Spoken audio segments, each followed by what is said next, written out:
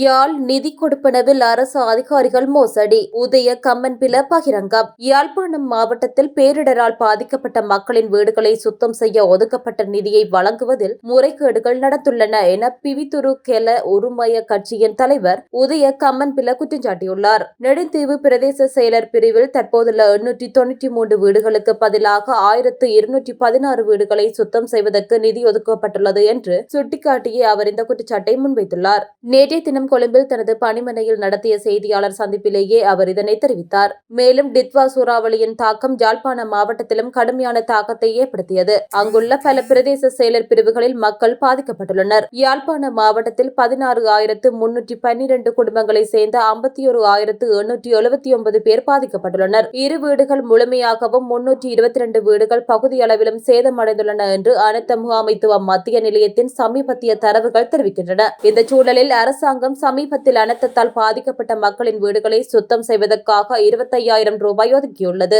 இதன்படி யாழ்ப்பாண மாவட்டத்துக்கு 36,14,75,000 ரூபாய் ஒதுக்கப்பட்டது. இதில் 1,216 வீடுகளுக்கு நெடுந்தீவு பிரதேச செயலர் பிரிவில் 3,04,00,000 ரூபாய் ஒதுக்கப்பட்டுள்ளது. இருப்பினும் 2024 மக்கள் தொகை கணக்கெடுப்பு மற்றும் புள்ளி விவர அறிக்கையின்படி நெடுந்தீவு பிரதேச செயலர் பிரிவில் அமைந்துள்ள வீட்டு அலகுகளின் எண்ணிக்கை 893 ஆகும். நிலைமை இவ்வாறு இருக்க மாவட்ட செயலகத்தால் நெடுந்தீவில் 1,216 வீடுகளுக்கு எவ்வாறு நிவாரணம் கோர முடியும்? இதனூடாக அரசு அதிகாரிகள் மோசடியில் ஈடுபட்டுள்ளனர் என்றார்.